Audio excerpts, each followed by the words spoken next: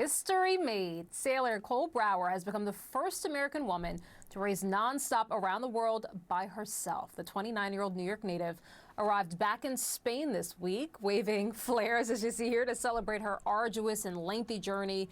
Brower placed second out of 16 sailors who competed in the race, and she shared her adventure with her hundreds of thousands of Instagram followers, hoping to inspire other women.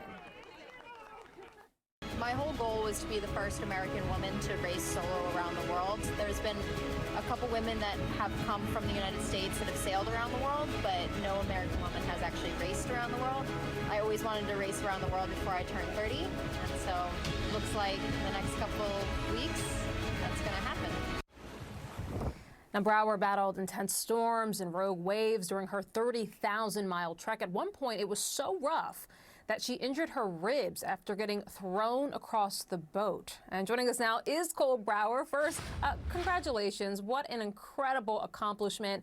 How do you feel? How does it feel?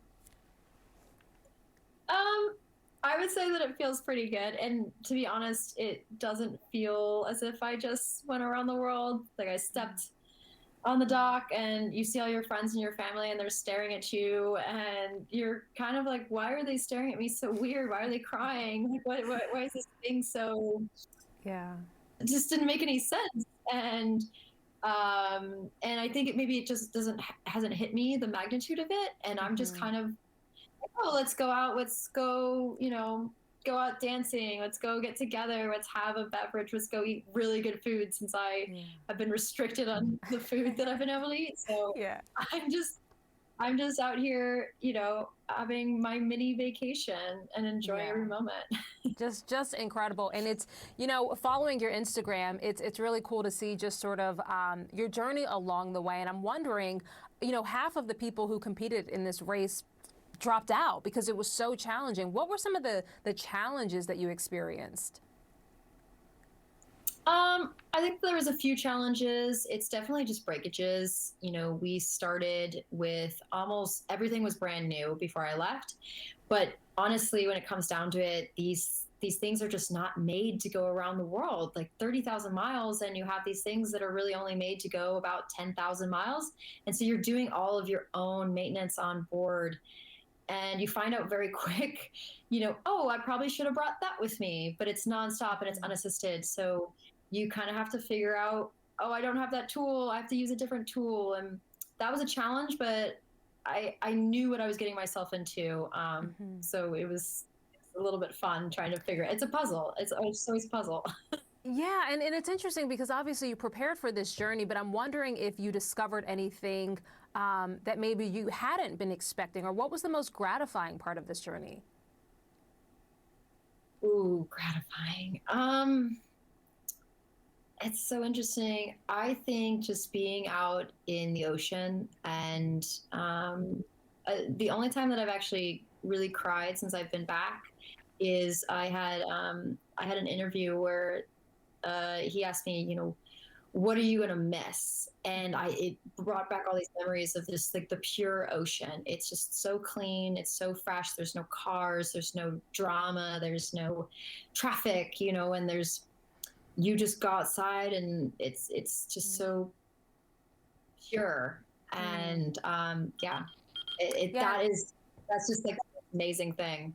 Yeah, and it looked really peaceful, and I know you were out there journaling as well. Let me ask, Friday, of course, was International Women's Day. This is something that is obviously very important to you. I read something that you said, it would be amazing if there was just one other girl that saw me and said, oh, I can do that too. Talk to me about how important it was to be breaking glass ceilings in this male-dominated sport.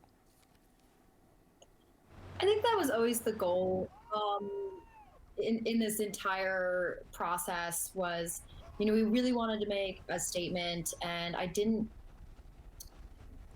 think it was going to go a little bit more as mainstream as it did. I really thought that it was going to be just, in the sailing world, and the sailing world is super male dominated. And I'm not really afraid to say that it's male dominated. I'm not really afraid to say it again either. Look, I mean, you just got back on land. You certainly deserve rest. You certainly deserve all the foods that you have been deprived of over the last 4 months. But I'm wondering, what's next for Cole Brower?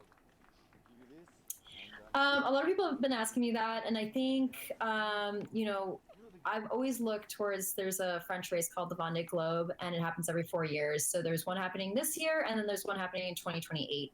And so I really would like to line myself up well for the 2028 one, but it's tenfold on sponsorship money, and so I'm still looking for the next sponsorship. And everything takes time and energy, and just getting back on the water. And so right now, it's just getting back out on the water as quickly as possible. Yeah. Well, look, a lot of people have loved your journey. You have almost 500,000 followers the last I checked. It's been such a joy talking to you. Congratulations. Enjoy all of the food, all of the rest, all of the things you missed out on. Cole Brower, thanks so much. Oh, thank you so much for having me. I will be eating for forever now. Yes, yes. Well deserved. All right.